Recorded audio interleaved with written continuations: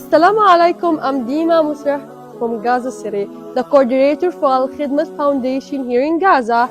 As we see, we are in one of the last farms here in Gaza because of this brutal genocide on Gaza City. We lost most of our animals and there is no meat in the whole Gaza City. So Alkhidmat decided to do something for Eid al-Adha because it's have just a few days before it's coming, and inshallah we will do something to help these people that they don't have a meat, and to see their smiles. Inshallah this will make a big impact for them. Thank you Al-Khidmat so much.